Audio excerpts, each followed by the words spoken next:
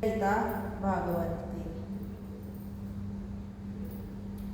शूद्रों ने सेवा न करके उच्च वर्णों का अपमान करना अपना ध्येय बना लिया। ऐसी स्थिति में यह आवश्यक है कि कलयुग के इस मोहपाश से छूटने के लिए मनुष्य श्रीमद् भागवत का जप तथा उसके गुणों का श्रवण एवं स्मरण करे। यह सुनकर भगति बोली, हे मुनि, आप धन्य हैं, आप सबका कष्ट दूर करते हैं, अतः आप मेरा भी कष्ट दूर करिए और ज्ञान वैराग्य को चैतन्य देकर तरुण कीजिए। हे नारद जी, मैं आपको साथ साथ प्रणाम करती हूँ। देवऋषि नारद ने उस स्त्री रूपी भक्ति से कहा, हे भक्ति, तू अपनी संपूर्ण चिंताओं का परित्याग कर भगवान श्री कृष्ण चंद्र के चरणों का स्मरण कर। उनके स्मरण से तेरा संकट दूर हो जाएगा। जिस समय राजा दुर्योधन की सभा में दुशासन ने साड़ी खींचकर द्रौपदी को नंगन करना चाहा था, उस समय द्रौपदी द्वारा स्मरण करने मात्र से ही श्री भगवान श्री कृष्ण ने अपनी उसकी लज्जा बचाई थी। जिस समय गजराज का पावग्रह ने पकड़ा था, उसी समय गजेंद्र की पुकार पर उन्होंने संकट दूर किया था। हे भक्ति, तू भगवान को प्राणों से भी अधिक प्रिय है। जिस स्थान पर तेरा वास है, उसी स्थान की रक्षा वे सदैव करते रहते हैं। सतयुग, त्रेता तथा द्वापर में लोग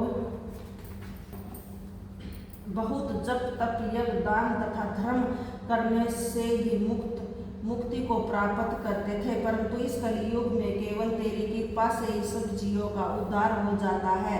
यही कारण है जो आजकल ज्ञान वैराग्य को कोई नहीं पूछता है। फिर भी मैं तेरा संकट दूर करने के लिए संसार में तेरी महिमा का भय कभी प्रकट किए देता हूँ। जिस प्राणी के हृदय में तेरा वास होगा, उसे यमराज का भी कभी भय न होगा और वह वैकुंठ धाम को प्राप्त करेगा। जिन लोगों ने सहस्त्रों वर्षों तक तप किया था, उन्हीं ने अब भक्ति को अपनाया है। श्री नारायण जिस पर अयतन प्रसन्न होते हैं, उसी को वो अपनी भक्ति प्रदान करते हैं। इसी कारण तो सबसे श्रेष्ठ है। नारद जी की बात सुनकर भक्ति ने पुण्य कहा, हे ऋषि, आपने जिस प्रकार मुझे धैर्य बंधाया है, उसी प्रकार मेरे मूर्छित पुत्रों को भी जगाने की कृपा करें। नारद ने कहा, हे प्रभु, इस प्रकार भक्ति का आग्रह देखकर मैंने ज्ञान और वैराग्य को बहुत पुकारा, परंतु न तो वह उठे और न ही उन्होंने आंखें खोली। यह देखकर मैंने वेद मंत्र तथा गीता का पाठ आरंभ किया। उसे सुनकर उनकी आंखें तो खुल गई, परंतु जैसे ही वे उठने को हुए, निर्बलता के कारण फिर अचेत होकर गिर पड़े। उनकी यह अवस्था देखकर मैं अत्यंत चिंतित हो गया हूँ। उसी समय यह आकाशवाणी हुई, हे नारद, ये बिना सत्संग के नहीं जगेंगे, अतः तुम इन्हें सत्संग द्वारा उठाने के लिए किसी साधु पुरुष की खोज करो। हे नाथ, उस आकाशवाणी को सुनकर मैं किसी महात्मा को ढूंढता हुआ यहाँ तक आ पहुँचा हूँ, परंतु अभी तक मुझे कोई वैसा साधु पुरुष नहीं मिला। उसी अवस्था के कारण मैं यहाँ चिंतित होकर बैठा हुआ हूँ। आप लोग ब्रह्मा के पुत्र, परम योगी, महान ज्ञानी, सदैव बालावस्था को धारण करने वाले तथा श्री भगवत कथा रूपी धन को नियंत्रण अपने पास रखने वाले हैं।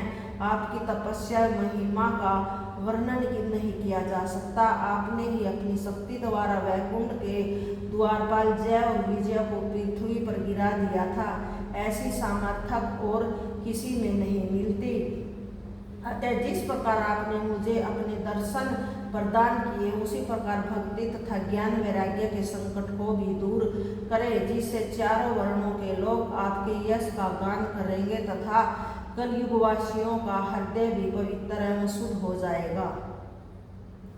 संत कुमार ने कहा, हे नारद जी, भगवान श्याम सुंदर के जितने भी दास हैं, तुम उन सब से अधिक श्रेष्ठ हो।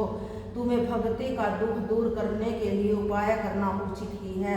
पहले भी ऋषि मुनियों ने संसारिक प्राणियों को वैकुंठ लोक तक पहुंचाने के लिए ज्ञान तथा धर्म के अनेक मार्ग अपनाए, परंतु आज मेरा तीसरा दिन है।